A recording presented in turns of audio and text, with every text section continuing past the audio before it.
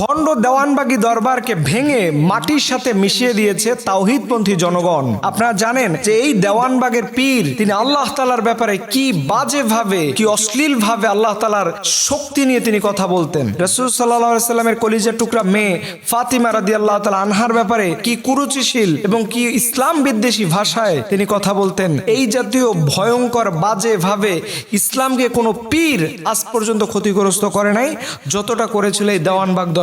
আপনারা জানেন এই দরবার থেকে বাংলাদেশের সবচেয়ে বড় শিরকের আস্তানা গড়ে উঠেছিল। এরা একটি মহলের সাথে সম্পর্ক রেখে দীর্ঘ বছর তারা এই জাতীয় ইসলাম বিদ্বেষী কার্যক্রম করত, ইসলাম বিদ্বেষী কাজ করে আসতো, কিন্তু এদের ব্যাপারে কোনো কথা বলা যেত না। কিন্তু আল্লাহ রাব্বুল আলামিন এই মুসলমানদেরকে নতুন করে, এই দেশকে নতুন করে বিজয় দান করেছেন। আর এই সুযোগেই তাওহীদপন্থী মুসলমানরা সবার আগে ভাগে এই শিরকের বড় দুর্গকে ভেঙে মাটির সাথে মিশিয়ে দিয়েছে। এটা দেওয়া ইমানি দায়িত্ব, এটা দেওয়া ইমানি ফরজ। কারণ আল্লাহ তাআলা বলছেন ইন্না শিরকা লা যুলমুন আযীম, খবরদার শিরকের সাথে কোনো সম্পর্ক রেখো না, শিরকের সাথে কোনো তোমাদের যেন কানেকশন না থাকে। অথচ এই বাংলাদেশে এই জাতীয় ভণ্ড পীরেরা মানুষকে ইসলাম থেকে দূরে তো নিয়েছেই, বরঞ্চ তারা সরাসরি আল্লাহ তাআলার বিরুদ্ধে তাদেরকে লাগিয়ে দিয়েছে। আল্লাহ তাআলা যেই কাজকে সবচেয়ে বেশি অপছন্দনীয় করেন সেই কাজকেই তারা জায়েজ করে দিত।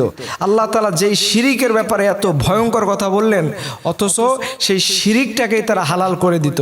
এর জন্য এই জাতীয় ভণ্ড যতগুলো দরবার আছে, যতগুলো আস্তানা আছে, এগুলো মাটির সাথে মিশিয়ে দেওয়া এখনকার সময়ের সেরা দাবি। কারণ এখান থেকে কোনো ভালো হয় না।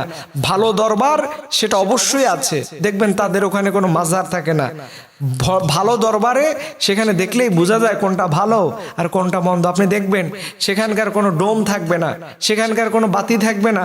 মানুষের মাজার যেরকম থাকে সেরকম তাদেরও থাকবে। কিন্তু ভণ্ডদের মধ্যে দেখবেন যত লাল বাতি, নীল বাতি, মোমবাতি, আগরবাতি, এই জাতীয় বাতি জ্বালাইয়া সেখানে মহিলা পুরুষ উলঙ্গ হয়ে গান বাদ্য করে।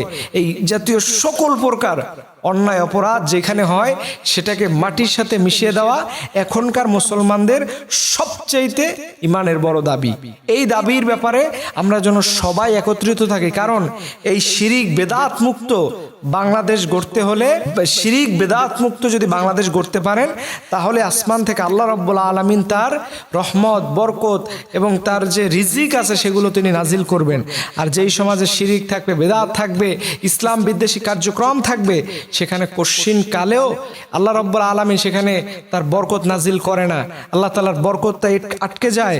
এর জন্য আসুন আমরা সবাই যেন শিরিক বেদাত মুক্ত ইবাদত করি। কারণ আং তাহবাতা আমালুক, আল্লাহ তাআলা বলছে খবরদার তোমার সকল প্রকার আমল বন্ধ হয়ে যাবে, বাদ হয়ে যাবে। আল্লাহ রাব্বুল আলামিন আমাদের সবাইকে শিরিক মুক্ত, বেদাত মুক্ত একটি ইবাদত করার তৌফিক দান করুন। আমিন।